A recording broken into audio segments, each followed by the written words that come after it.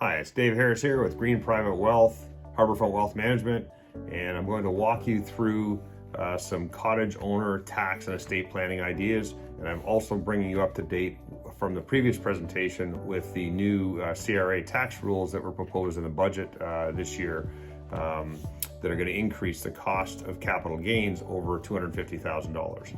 So let's jump into the presentation here and we'll take a look at a few things. Number one, talk a little bit about skyrocketing real estate prices. Well, there's been a bit of a reprieve from the massive increases post-pandemic. The prices are still high in cottage country and they've come back slightly, but they're still poised for future growth. Talk about 5 key mistakes cottage owners make when they're looking at transitioning the cottage. We'll look at the tax calculations that CRA uses, what they're basing the capital gains tax on, and how that impacts the price of your cottage and what you have to pay in tax. We'll talk about a number of strategies that you can use to reduce your tax bill or pay it cost effectively. And we'll just take a look at a few things around that, some of the softer issues around family as well. So let's talk about cottage values and what's happened. Since the pandemic in 2019, pre-pandemic pricing, this report here that I cited was from 2021 from RE/MAX, and we've seen similar, kind of reporting in the last couple of years. But they indicated that cottage prices had gone up between 25 and 160%, depending on the area that your cottage is located in. On a percentage basis, non-waterfront properties actually experienced a higher percentage increase, but in real numbers, the waterfront properties are still the most sought after and where we've seen the greatest increase in value. The Grey Bruce Peninsula area of Ontario has seen the highest percent increases in waterfront cottages, and Muskoka, of course, the most expensive cottage property in Canada is located there, and those prices are 60% or over 60% higher than they were in 2019. So, doubling in the Grey and Bruce County area, Bruce Peninsula, and 66% higher in Muskoka. And as I mentioned, while we've seen some pullback in pricing, I think I've seen a number of reports this year looking at maybe an 8% bump in prices between now and the end of the year. So that's important to understand, that ballooning tax bill that comes along with the increasing cost of the property when it's disposed of, transitioned to family members, or sold outright, needs to be paid attention to. We've been doing this business for quite a long time, and we've found a number of misconceptions or mistakes that people can make when they're looking at moving the cottage to the next generation. And so I'll highlight a few of them here. Number one, it's forgetting to keep track of capital improvements. And so what I mean by that is, having those receipts for the improvements you've made to the cottage that add value. It's not simply just replacing flooring with new flooring, but it's replacing flooring with maybe a better flooring. So going from, linoleum or vinyl flooring to hardwood flooring, for example. That's a capital increase in value to your property. That increases your cost base. Replacing an asphalt roof with a steel roof, or cedar shingles with a steel roof, that adds higher property value to your property. Adding a garage to the property, putting a bigger dock on the waterfront, reinforcing a retaining wall, stuff that going to add capital value to your property. These are capital increases. They increase your adjusted cost base of the property, and it's really important to keep track of those things over time because it's going to save you tax down the road. We see sometimes where families rush to move the cottage into the names of their children, their adult children, and maybe that's done too early, and then not understanding the risk of that. If there's a marital breakdown or if there is insolvency, bankruptcy of one of the kids, then the property being in their name can create some real challenges for the family. So don't necessarily rush to do that too early. Another way that people transition the property is they'll sell it to their kids, but they'll sell it to them at a less than fair market value. So they'll get some money for it, but not fair market value. That can result in double taxation. We'll talk about that.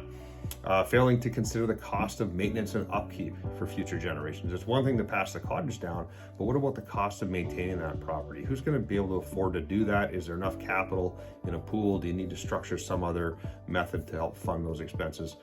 And lastly, just failing to consider the use of the cottage when you're gone.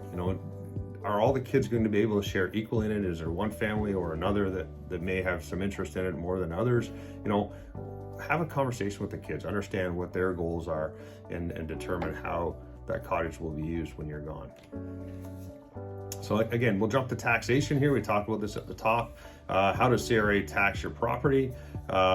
This was the original slide I had here. So basically, when you transfer your property to another person, CRA deems disposed of it, no matter how you do it, whether it's gifted or sold, and they're going to calculate a capital gain tax that's due on that date. Capital gain tax is the cost base of your property, the difference between the cost base of your property and the fair market value of the property at the time it's disposed of or transferred. And under the old rules, 50% of that capital gain was added to the seller's income in the year that it sold.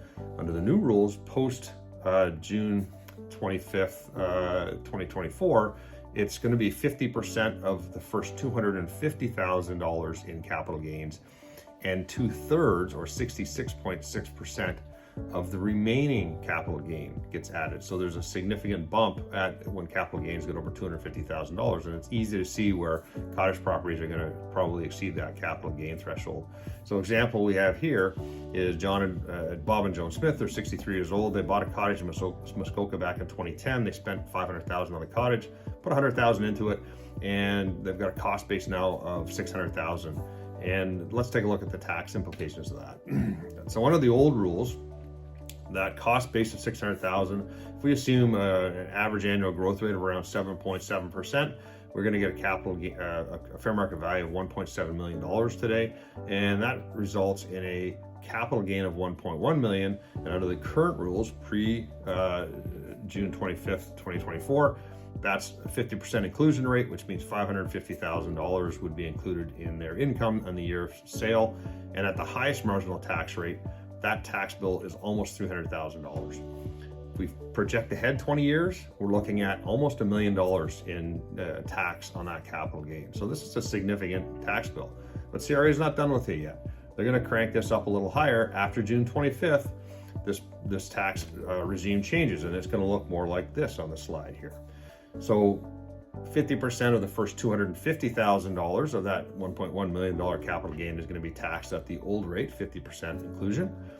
And the remaining capital gain of $850,000 gets taxed at 2/3. So now your taxable capital gain is going to be closer to $700,000 than $550,000.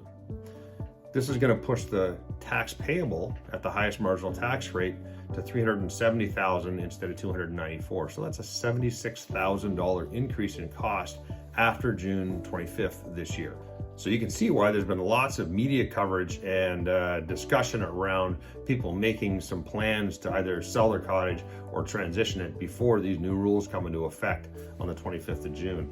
I think, realistically speaking, getting your cottage listed and sold prior to that date is going to be very difficult to have the closing done before those new tax rules come in. So most of the planning being done right now is around family transition, but there's definitely an increase in cost here that we're looking at. So what are other ways you can deal with your cottage? If you want to pass it on to your kids, we use, sometimes you can transition it or sell it to them at a low cost. So it's almost like gifting, but you're collecting a bit of money along the way. So children tend to not to have a lot of capital at the time that the parents want to transition the cottage, and parents may have enough assets and other income to supply for retirement needs. They may not need the full value of the cottage. So the parents would transition the cottage or sell it to them at a nominal cost, maybe $1,000 or maybe $50,000 or $100,000. To CRA, that value doesn't really matter. From the parent's perspective, the tax bill is going to be still the same based on the fair market value of the cottage when it's sold, regardless of how much the parents get for it. They're going to pay tax on that difference between their cost base and their fair market value. The problem is that whatever the kids actually pay for the cottage, that's going to create their new cost base. And so it's potentially you could have double taxation. So let's take a look at this. So let's say the parents sell the cottage to the kids for $1,000. As I mentioned, they don't get any tax relief. The parents don't get any tax relief on the sale. They're going to pay, under the new rules, $370,000 on that sale for $1,000. But the child's cost base is now $1,000.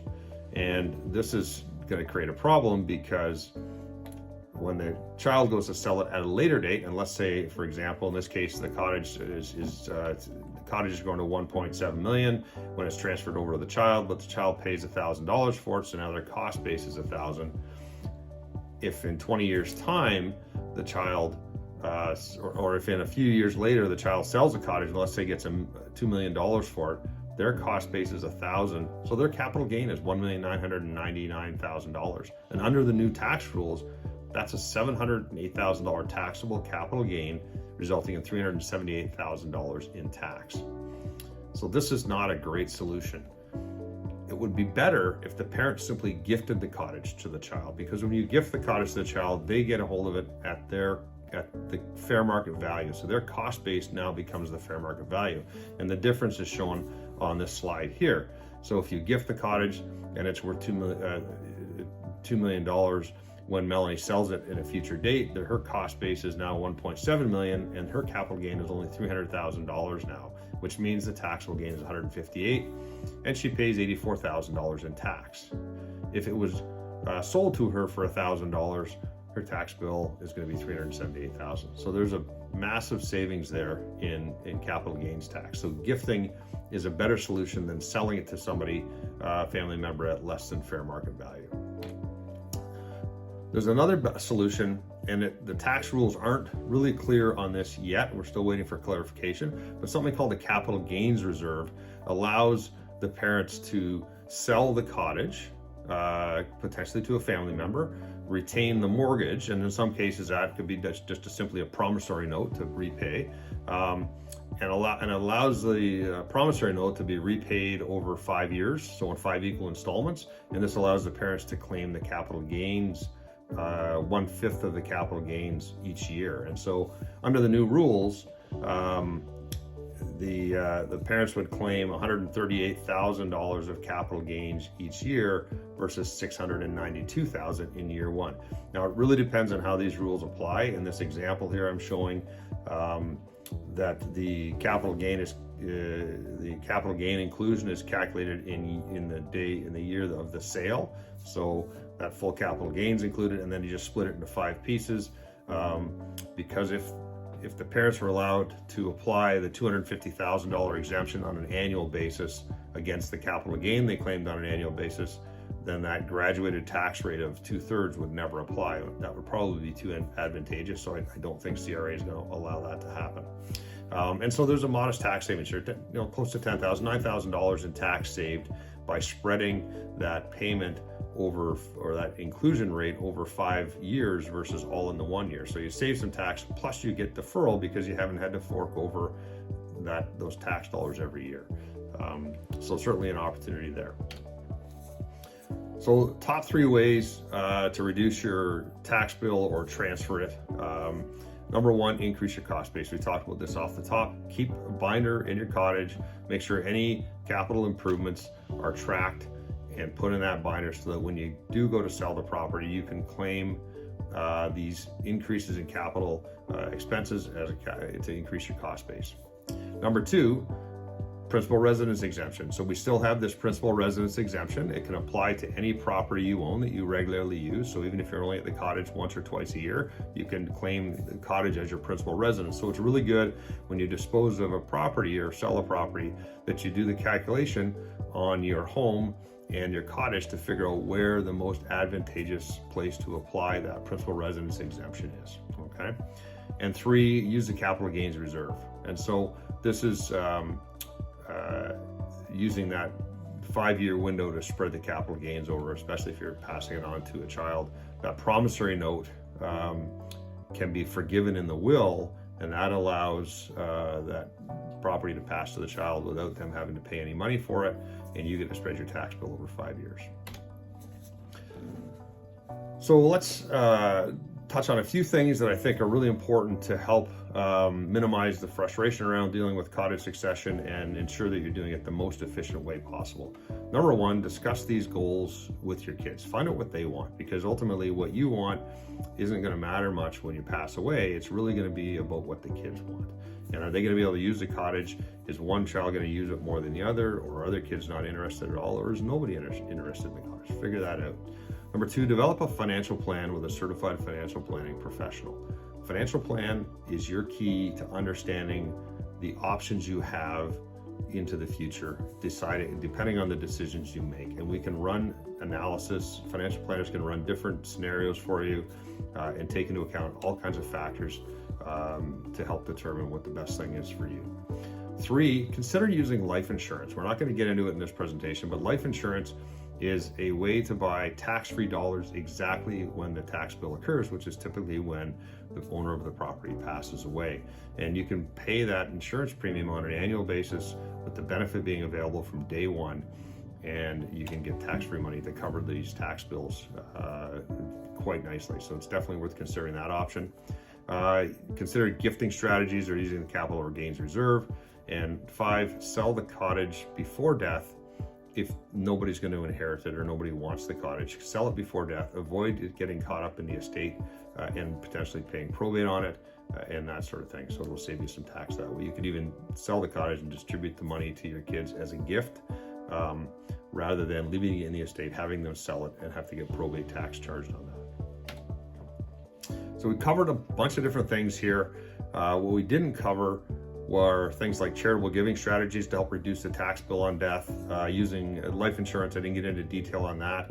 And potentially some solutions include using trusts or even corporations to hold the cottage so that multiple family members can work together using these trusts or holding companies to manage the property over their lifetime and beyond. So I think that's all I wanted to cover in this presentation.